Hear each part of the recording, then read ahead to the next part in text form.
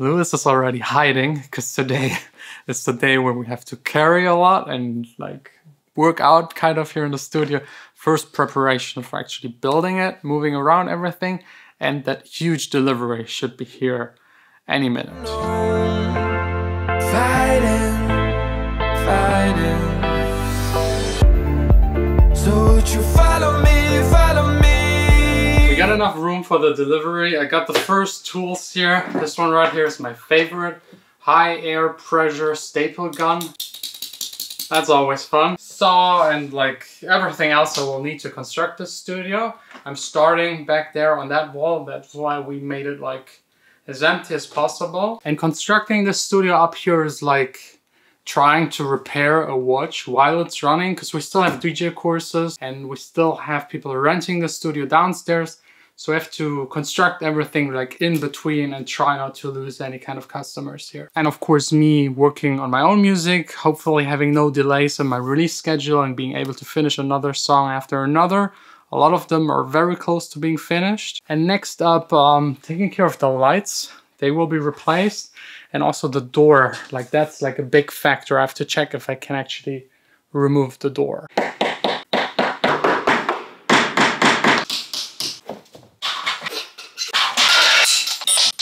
They just called that they arrived. I'm excited.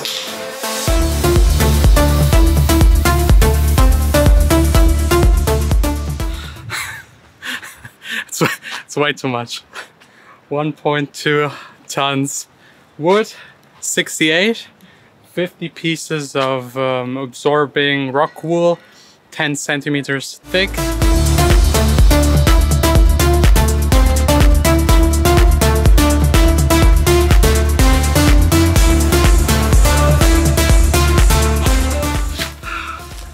That's the last one. Almost took an hour, sweating like crazy. And then there's still the wood, which is way more heavy. I'm not up for defeat.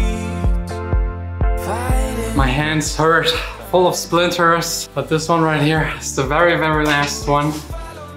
Huge thanks to Lewis. I would high five him, but it's Corona time. Look at this. And that's just half. All of the other stuff already here in the A studio. And again, that's just a quarter of everything that will go in here. That's all of the absorbing material, 50 packages. And if you didn't know, like studios, the best to do is absorb almost as much as you can so that you cover the low frequencies. The studio right here will have 40 centimeters of absorbing material all around. The ceiling, depending on how much I can pack in there, 30. And the back wall will have 60, almost 70, which is quite a lot. To make it even better, you would have to use more, but again, diminishing returns. The more you pack in here, the less bang you get for your buck. There's an absorption calculator where you can put in values, the thickness of the absorbing material, and you can put in the air resistant factor. Also, I think that stuff has 6,000 or 7,000. And you can also add air gaps and compare two absorbers to each other. And this way, see the difference between, for example, 10 centimeters, which is okay, but it won't at all help you with the low end. Or you could make it 30, which will help you with the low end a little. And my calculations gave me for 40 the best value, because 40 to 50 is just like a tiny bit in the very low end. And it's way more cost efficient to address it with other things. For example, Helmholtz resonators, or having, I don't know if you can see it in the back, like it's on the wall, these platters that swing and this way absorb some of the impact. But yeah, this is basically day one of getting all of that stuff up here. Construction will start next week, the floor first. And now to something that is quite the opposite, something calming and very, very nerdy. I'm very proud. It just took me 1.5 hours to get the DMX LED thing running.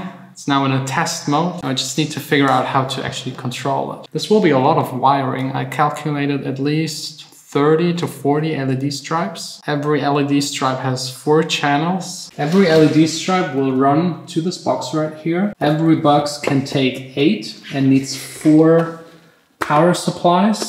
And this right here translates the DMX to the computer. So a ton of wiring, a ton of everything, but this will give me full control. I will be able to control every single LED stripe, color, brightness, and even have a sequencer and make sure like that one lights up, one changes the color, like it's fully customizable. Basically like an Epic Club light fixture, the entire ceiling. And of course, fully absorbing just the LED stripes, and behind it, that nasty green stuff we just carried today. Did you see already my big unboxing in the studio? No, I did not. Was epic. I didn't even sweat. I don't believe you. Because I smell you. Nein. I don't worry. Like no one can tell in these videos. And now you gave it away. Sorry. Yeah, we're gucken, Mega. You look beautiful with the mask. Thank you. That's what shopping looks like, 2020. But yeah, checking out some fabrics for the studio. Really? Or zebra. Zebra would be cool. A zebra studio. One of a kind. Yeah. Ooh, this one. Oh, taking a shower after all of that green stuff is just the best feeling in the world. Also, unfortunately, no fabric in that store that I really liked. And now comes the part that I do almost every evening. I have 3 people involved that are people that professionally build studios, acousticians, is that what you call them? They check my plans every couple of days, and I ask 3 people because everyone has another opinion, so I can like merge them together to something that is hopefully the best. Because again, for the studio, main priority is getting the acoustics as good as possible within the room that I have and the budget. Second main goal is to keep it modular so I can take it with me and build it up somewhere else. And third is just to make it look cool. So yeah, if you're interested to follow along, tomorrow another episode back in the studio, continuing with the construction.